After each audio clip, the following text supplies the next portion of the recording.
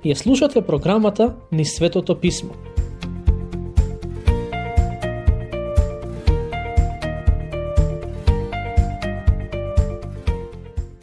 Главната тема на текстот кој ќе го обработуваме денес е оправдувањето според вера, а нагласокот е ставен на верата. Оправдувањето според вера е всушност и главната тема на самото послание. Христијаните во Галатија ја прифатија идејата дека можат да се спасат преку пазење на законот. И затоа апостолот Павле им пишува да ги разубеди и да ги врати назад на вистината. Покрај другото, тој им постави 6 прашања со кои сакаше да ги поттикне да размислат и постапат трезвено. Во еден дел од посланието тој им вели: "Безумни сте, што ви стана за вака да постапувате?" Во овој дел од посланието 3 пати го спомнува Светиот Дух и ги подсетува галатјаните дека го примијат Духот, кој е гаранција за спасението преку вера, а не со пазење на законот. Во Римјаните 8:9 пишува: "Вие живеете не по тело, туку по дух, само тогаш ако Духот Божи живее во вас. Ако пак некој нема Дух Христов, тој не е негов." Тоа значи дека Духот е доказот за спасението.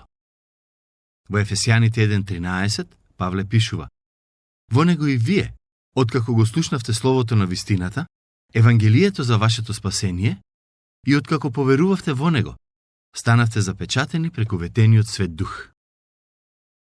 Тоа што треба да го имаме на ум во однос на Евангелието и нашите искуства е дека Евангелието е објективно и нашите лични искуства не треба да бидат мерило за неговата вистинитост. Евангелието се однесува на тоа што Господ Исус Христос го стори за нас. Секој кој ќе поверува во смртта и воскресението на Исус Христос, ќе дознае дека неговото искуство се вклопува со пораката на Евангелието. Токму тоа е целта на Павле, да ги поттикне галатјаните да се потсетат дека спасението го добија преку вера во Христос. Евангелието, но и самото нивно искуство, им кажува дека спасението се добива само преку вера и во ниту еден случај не зависи од добрите дела, односно од пазењето на законот. Зарем залудо толку многу претрпевте? Да беше само залудо. Со други зборови, Павле ги прашува: "Зарем сгрешивте во се што правевте досега?" Последниот стих им поставува уште едно прашање, кое во суштина е слично со сите претходни. Ќе го прочитам стих 5. "Оној пак, кој ви го дарува Духот и прави меѓу вас чудеса, преку делата на законот ли го прави тоа, или преку пораката на верата?" Да ве подсетам на контекстот. Апостолството на Павле беше нападнато од страна на лажните еврејски учители. Нивниот аргумент беше следниот: Павле се придружи на апостолите малку подоцна. Тој не беше дел од првите 12. Затоа, неговите поуки не се целосно веродостојни. Со тоа сакаа да го порекнат неговиот кредибилитет. Иако Павле беше во Галатија, каде го проповедаше Евангелието и правеше чуда, сепак лажните учители успееа да ги убедат галатјаните дека неговото апостолство не е дадено од Бог. Павле проповедаше за Господ Исус Христос, за неговата смрт и воскресение. Галатјаните го слушнаа Евангелието и поверуваа, а откако поверуваа, го добија Светиот Дух и спасението. Тоа беше добар доказ дека Павле е апостол пратен од Бог. Во тоа време чудата беа еден од доказите дека некој е повикан за апостол. Павле правеше чуда додека беше во Галатија. Ги исцелуваше болните, ги воскреснуваше мртвите и слично. Тоа беше еден од начините на кои луѓето можеа да препознаат дали некој е апостол пратен од Бог. Што се однесува до нас денес, ние имаме привилегијата да поверуваме во Господ Исус Христос и да го читаме неговиот збор, само затоа што апостолите беа верни во ширењето на христијанската вера. Апостолите не се основата за нашата вера, но тие ја поставија основата со тоа што го проповедаа Христос. Ако тие не го ширеа Евангелието, не знам како ние денеска можевме да поверуваме во него. Но, да се вратиме назад на конкретниот случај за кој читаме и размислуваме денес. Кога Павле беше во Галатија, тој проповедаше спасение преку вера во смртта и воскресението на Господ Исус Христос. Тој не отиде во Галатија како фарисеј, чија главна цел беше да ги потчини луѓето под законот, туку да им даде до знаење дека никој не може да се спаси преку пазењето на законот. По суштината на христијанската вера се наоѓа Евангелието, кое ни вели дека Бог ни обезбеди спасение преку неговиот син, а нам ни останува дали ќе го прифатиме Божиот дар. Сега доаѓаме до оној дел од посланието каде се обработува темата оправдување преку вера. За да им објасни на читателите на писмото што сака да каже, Павле го зема Авраам како пример. Патем, оваа тема започнува од глава 3 стих 6 и завршува во глава 4. Потоа, во глава 4 ни е дадена илустрацијата со Агара и Сара, која пренесува иста порака како стиховите кои ќе ги читаме и обработуваме денес. Стих 6. Така, Авраам му поверува на Бога и тоа му се сметаше за праведност. Овој стих е всушност цитат од Создавање 15.6. Истиот се повторува и во посланието до Римјаните 4.3. Да ве потсетам на контекстот на оваа изјава. Станува збор за почетоците на општењето на Авраам со Бог, што значи дека Бог не го прогласи Авраам за праведен откако тој правеше добри дела, туку веднаш откако поверува во него. Тоа што сака да го каже Павле е релативно едноставно да се разбере. Авраам е многу добар пример за оправдување по вера. Не можеме да кажеме дека се оправда преку пазењето на законот, бидејќи законот се уште не беше даден во тоа време. Бог му го даде законот на Мојсей од прилика 400 години подоцна. Затоа, никој не може да каже дека оправдувањето се добива преку законот или пак преку обрезание, бидејќи обрезанието беше дадено многу подоцна. Како и крштевањето во Новиот Завет, така и обрезанието во Стариот беше само знак, а не причина или повод за спасение. Ниту пазењето на законот, ниту обрезанието не ни помагаат да го добиеме спасението. А Авраам е добар доказ за тоа. Сето ова се случи откако Авраам се врати од Египет, а тој и неговиот роднина Лот тргнаа секој по својот пат. Лот се насели кај градот Содом. Првата војна за која читаме во Библијата е запишана во Создавање 14, кога царевите од истокот дојдоа да војуваат против царевите кои живееја кај Содом и Гомора. Царевите од истокот победија во таа војна и како резултат на тоа земаа дел од пленот кој го освоија при битката. Лот и неговото семејство беа помеѓу луѓето кои беа заробени и одведени. Со оглед на тоа што Лот беше роднина на Авраам, Авраам одлучи да реагира и да го ослободи. Откако дозна дека Лот е заробен, Авраам ги подготви своите слуги и тргна во потера. Во книгата Создавање читаме дека Авраам наоружа 318 слуги од неговиот дом и веднаш тргна да ги стигне царевите од исток. Неговата цел не беше само да го ослободи Лот и неговото семејство, туку и сите луѓе кои беа заробени, а и да го врати богатството кое царевите го зедоа како плен. Авраам направи добра борбена тактика, ги нападна царевите и ги порази. Кога царевите на Содом и Гомора се сретнаа со Авраам, тие му понудија да земе дел од пленот и тоа да му биде награда за неговиот труд. Му рекоа: "Ти победи и пленот е твој, само оставени ги луѓето нам." Всушност, Авраам воопшто не беше обврзан да им ги врати луѓето и пленот на царевите од Содом и Гомора. Можеше да го земе богатството и да ги зароби заложниците. Кога се сретна со царевите и ја слушна нивната понуда, тој им рече: "Не сакам ништо, за да не се фалите дека вие сте ме збогатиле. Моето богатство и благослов доаѓаат од Бог." Со други зборови тој рече: "Ако се збогатам, тоа ќе дојде од Бог, а не од луѓето." Се надевам дека по Божја милост и ние ќе порастеме во верата и ќе бидеме како Авраам. Да не се надеваме на луѓето, туку само на Бог. Откако Авраам го направи ова добро дело, Бог му се објави. Секој пат кога Авраам живееше и действуваше во послушност кон Божјото водство, Бог му се објавуваше. Мислам дека една од причините поради која голем број верници денес немаат подлабоко заедништво и општање со Бог е бидејќи не живеат во послушност кон тоа што веќе го знаат. Пред да дознаеме нешто повеќе за Бог и пред да имаме подлабоко општање со Него, потребно е да почнеме да го практикуваме тоа што веќе го знаеме. За жал, денес има се повеќе верници, па дури и служители во црквата кои повеќе сакаат да дебатираат на одредени теми и да аргументираат, отколку на дело да ја покажат својата вера. Не велам дека Бог има нешто против разговорите и дискусиите, но ако тие се замена за делата на кои сме повикани во писмото, тогаш истите стануваат бесплодни и бескорисни. Има голем број христијани кои со години се во црквата, а сепак се уште се хранат со духовно млеко. Таквите не можат да поднесат друг вид на храна, бидејќи не се доволно пораснати за тоа. Ако почнете да ги поучувате на некои подлабоки и покомплицирани доктрини од Библијата, ќе ги збуните. Нема да може да ги разберат и да ги практикуваат. Но Божјата волја за нас е да растеме, а за да растеме, потребно е да живееме во послушност. Авраам го свати тоа и иако не беше совршен, сепак се трудеше да живее според Божјото водство. А Бог ја наградуваше неговата послушност. Откако се случи овие настани, Бог му се објави. Тоа е запишано во првиот стих од глава 15, каде пишува дека Бог му рече: "Не плаши се, Авраме, јас сум твојата заштита и твојата награда." Бог всушност му кажа: "Јас сум тој кој те заштити во војната. Јас сум твојот штит. Добро направи што ја одби понудата на царевите на Содом и Гомора. Наместо да се надеваш на луѓето, ти одлучи да се надеваш на мене." Но иако на Авраам му беше мило да го слушне тоа, сепак не реагираше со "Алелуја, слава му на Бог што е со мене." Наместо тоа, тој ја искажа својата желба пред Господ и побара од него син.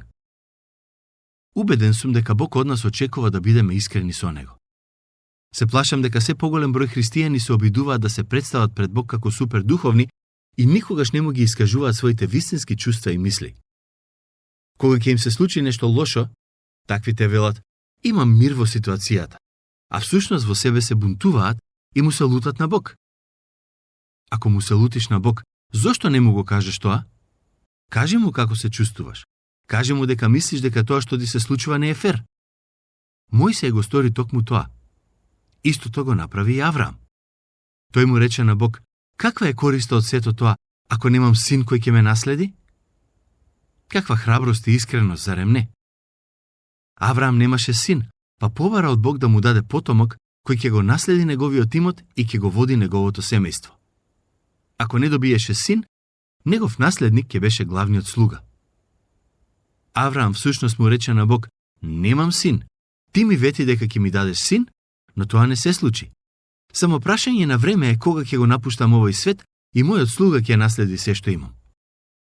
Патем, такви беа правилата во тоа време, дека секој господар ќе биде наследен од слугата, доколку господарот нема син наследник. Но Господ не се налути на тоа што го кажа Авраам. Тој сака да бидеме искрени со него. Слушнете ја неговата реакција. Но Господ пак проговори: "Нема тој да ти биде наследник, туку оној кој ќе произлезе од тебе, тој ќе ти биде наследник." Бог му рече: "Авраме, не мора да се грижиш, нема да се исполни она од кое стравуваш. Ветувањето дека ќе ти дадам син се уште стои и ќе се исполни." Создавање 15:5. Па го изведе надвор и му рече: "Погледни на небото и изброи ги звездите, ако можеш да ги изброиш." И му рече: "Толкаво ќе биде потомството твое." Претходно, Бог му кажа на Авраам дека неговото потомство ќе биде многубројно како песокот, а сега му вели: "Погледни нагоре." Некои луѓе велат дека со голо око човекот може да види околу 5000 звезди. Но поентата не беше дека Авраам ќе има само 5000 потомци, туку дека нивниот број ќе биде навистина голем. Авраам не можеше да ги изброи сите звезди кои ги виде, а пораката беше многу јасна.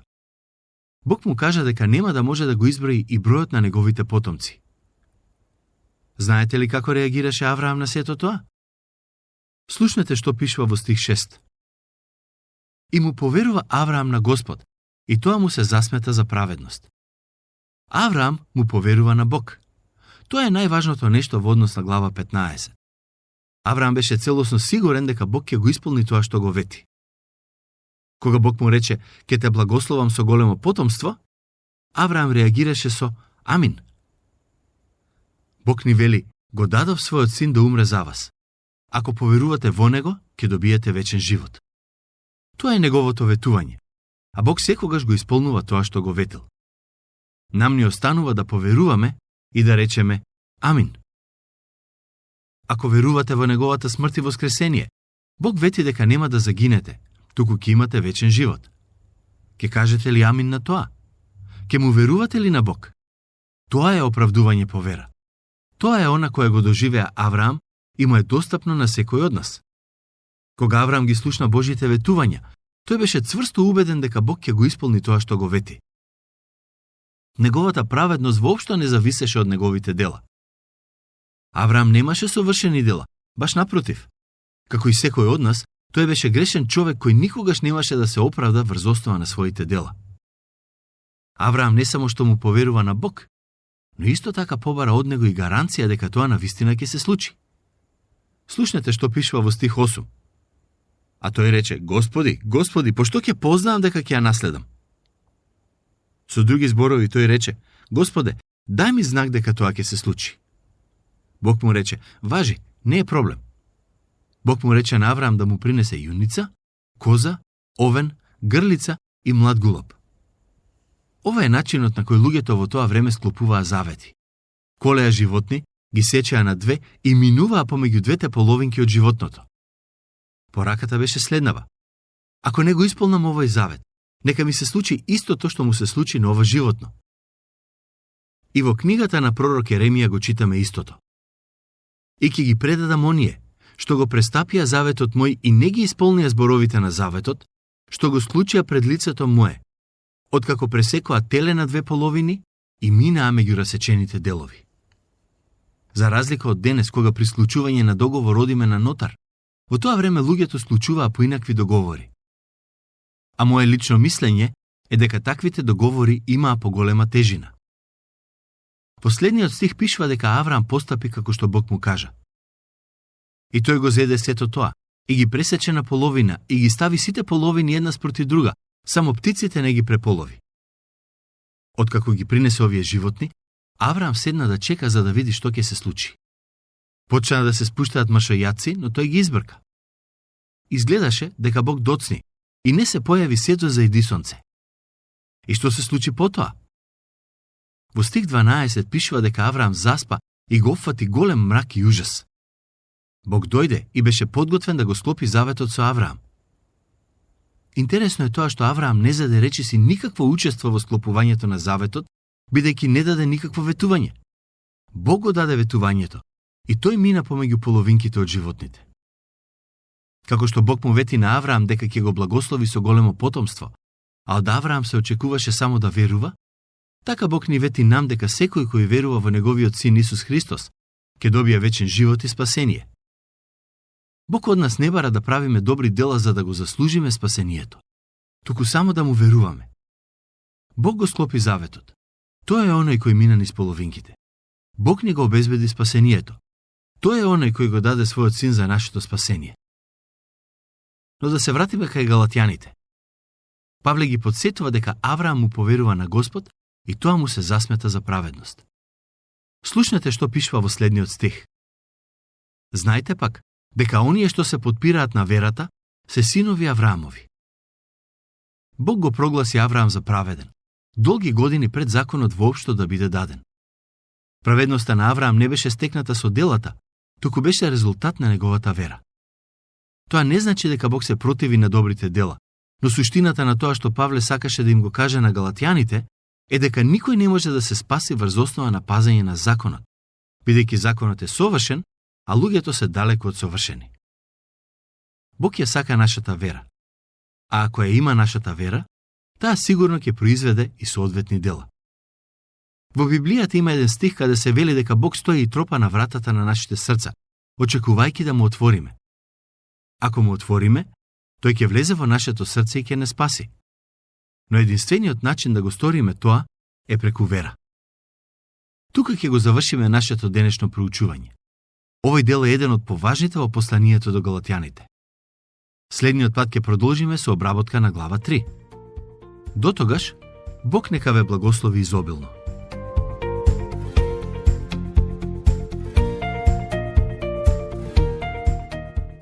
Слушнавте емисија од програмата Низ Светото Писмо. Можете да не слушате и преку мобилна апликација на нашиот YouTube канал и на сите познати подкаст платформи, како што се Google, Apple и Spotify. Ако ви се допаѓаат нашите програми, споделете ги и препорачајте ги на вашите пријатели.